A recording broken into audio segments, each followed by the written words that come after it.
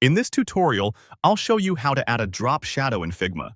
By the end, you'll be able to add and fine-tune a clean, professional drop shadow on any object in your Figma design using the Effects panel.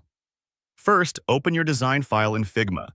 If you're already inside a project, switch to the file you want to edit so the canvas and layers are visible. Next, select the object you want to shadow. This can be a shape, a text layer, or an image.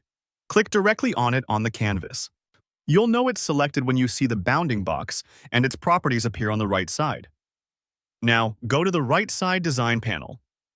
Make sure you're on the Design tab so you can see the object's styling options. Scroll down to the Effects section. This is where Figma manages visual effects for the selected layer.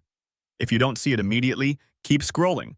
Effects sits below Fill and Stroke for most objects. Click the plus icon in the Effects section. This adds a new effect entry to your selected layer. Choose Drop Shadow from the dropdown. As soon as you select it, a default shadow appears behind your object. You'll see controls for X, Y, blur, and opacity. These control the position, softness, and strength of the shadow.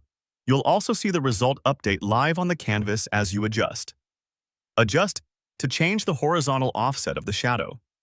Increasing it moves the shadow to the right, while decreasing it, using negative values, moves it to the left.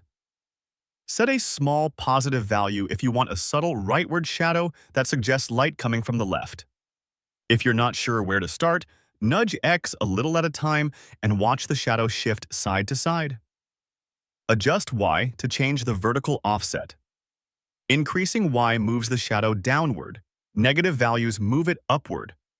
A modest positive Y value is common for a natural, slightly downward shadow. Keep an eye on the canvas as you type or drag so you don't push the shadow too far away from the object. Adjust blur to control the softness of the edges. Higher blur values create a softer, more diffused shadow that feels natural and shallow. Lower blur values make the edge sharper and more defined, which can feel harsher or more dramatic. If your shadow looks too crisp or distracting, raise the blur until it gently fades out. Adjust opacity to control how dark the shadow appears. A higher opacity makes the shadow stronger and more visible. Lower opacity makes it lighter and more subtle. For most interfaces, a lower opacity tends to look cleaner and less heavy. If the shadow is overpowering your design, reduce the opacity until it supports the element without drawing too much attention. As you fine-tune these four settings, X, Y, blur, and opacity, watch how the object sits on the canvas.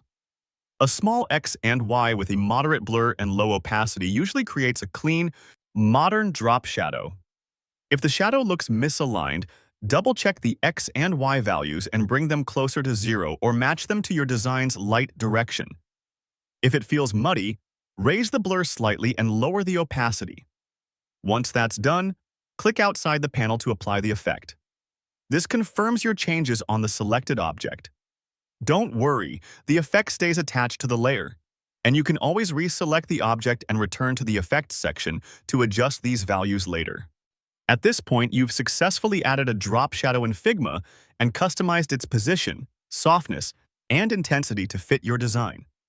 For more step-by-step tutorials like this, subscribe and check out the other guides available on the channel.